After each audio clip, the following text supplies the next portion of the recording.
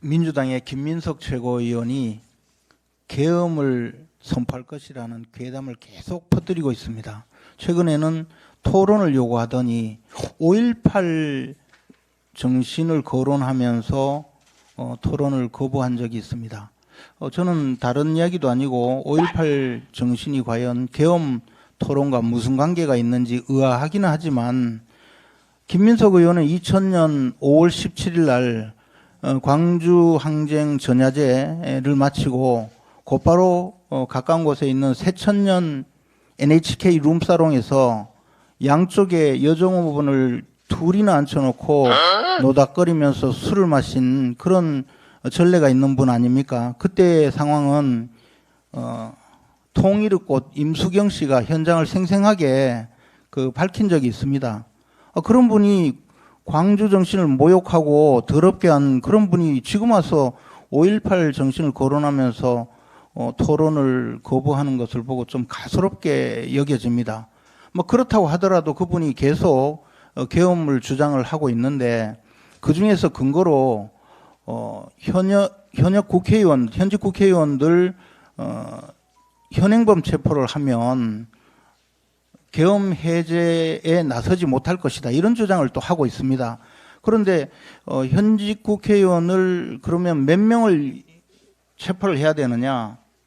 헤아려 보니까 43명을 현행범으로 체포를 해야 됩니다.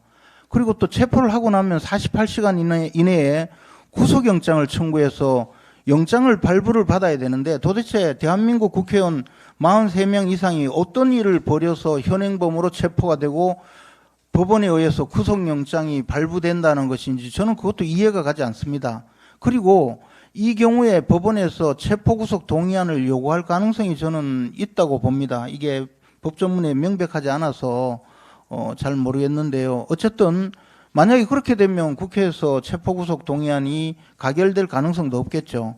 그런데 어쨌든 구속이 됐다 칩시다. 그러면 뭐 그런 일이 있을 수는 없을 것 같은데 구속이 되었다 하더라도 계엄 해제 요건에 보면 국회제적 과반수 이상의 찬성으로 계엄을 요구하면 해제된다고 되어 있거든요. 그럼 찬성이라고 하는 것이 야당 국회의원들이 연명으로 서명 날인을 하고 국회의장이 정부 측에 요구를 하면 그러면 계엄 해제해야 되지 않을까요?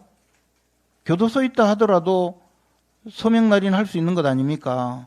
저는 도대체 이런 기괴한 발상을 어떻게 하고 있는지 그 주장을 계속하고 있습니다. 거기다가 계엄이 선포되면 문재인 전 대통령과 이재명 대표가 척결 대상이 될 수 있을 거라고 또 주장을 합니다. 그 두 분은 문재인 전 대통령과 이재명 대표는 계엄과 관계없이 교도소 가셔야죠.